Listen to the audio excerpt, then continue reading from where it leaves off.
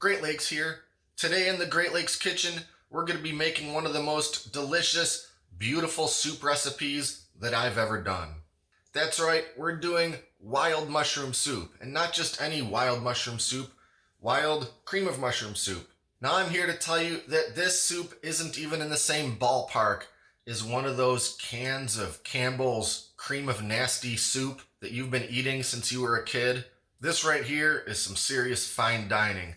This is the sort of wild mushroom soup that you ought to expect to find in a fancy restaurant. But you don't need to go to a fancy restaurant. Who would even want to? You can make it right in your own kitchen without a lot of fuss. Impress your friends, your family, or just yourself and try this recipe out. We're going to go through all the steps, all the ingredients. It's not an especially hard soup to make. There's just a few steps, like any good soup. Now, the one thing I'll mention is that you are going to need to find yourself some dried wild mushrooms. Now, I don't know if these are available at just any old grocery store, but as I'm known to do, I like to take the headache right out of it and just buy them online. What you need is a 2-ounce bag of dried wild mushrooms. Doesn't really matter which brand, just get one that has a variety of dried wild mushrooms and is 2 ounces, which most of them are. Your local grocery store might carry these, or maybe you might go to the fancy gourmet grocery store in your town. Either way, get yourself the dried mushrooms. You could do this without the dried mushrooms and just add extra fresh mushrooms, because this recipe does call for some fresh cremini mushrooms, also known as baby bella mushrooms. But either way, if you're a mushroom person, I promise you're going to like the looks of this soup. So let's get into it.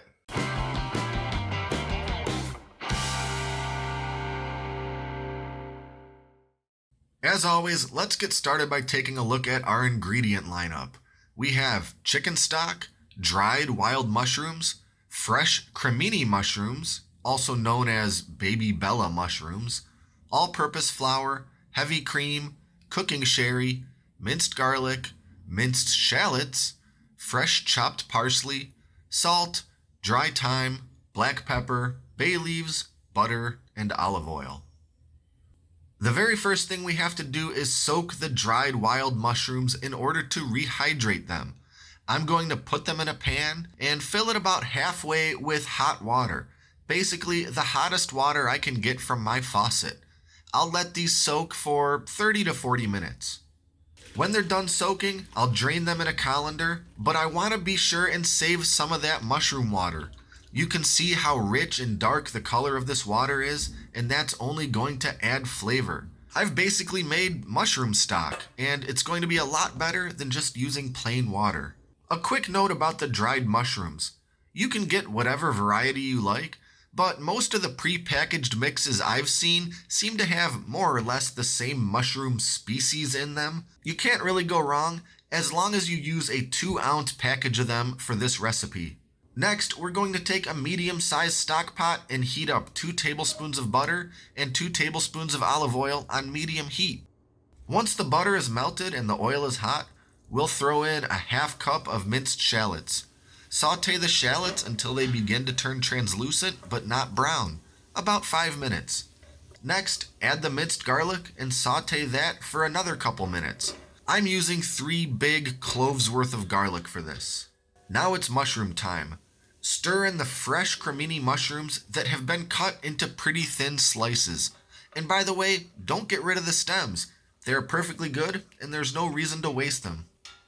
Cook everything for 5 to 7 minutes and then mix in the wild mushrooms. If your rehydrated wild mushrooms seem really big, give them a quick rough chop before adding them to the pot. Turn the heat to a pretty low setting, cover the pot, and let it all cook on low for 10 to 12 minutes. After cooking on low for 10 to 12 minutes, turn the heat back to medium and stir in 1/3 of a cup of cooking sherry. And if you don't have cooking sherry, a dry white wine would also work okay. Let that cook for a minute or two until the liquid begins to simmer. Then mix in 3 more tablespoons of butter and let it melt. Now for a simple roux. Sprinkle in 1/2 cup of flour into the pot and stir it very thoroughly until well incorporated.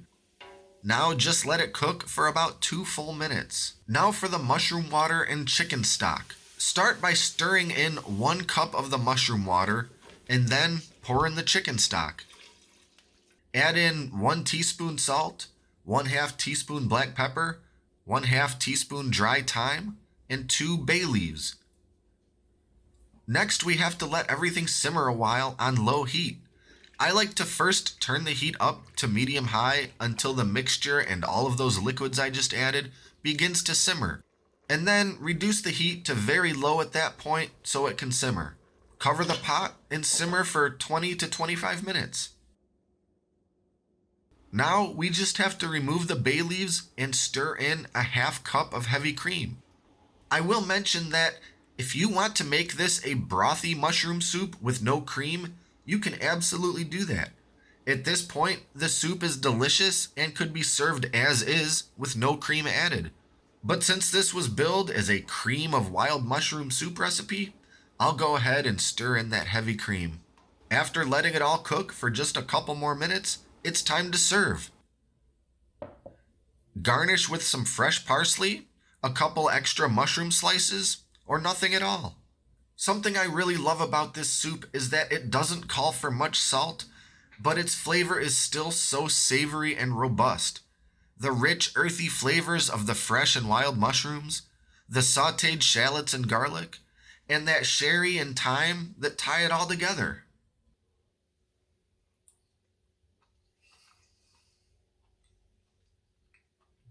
Here's the deal. If you're a fan of mushrooms and soup, you owe it to yourself to try this recipe.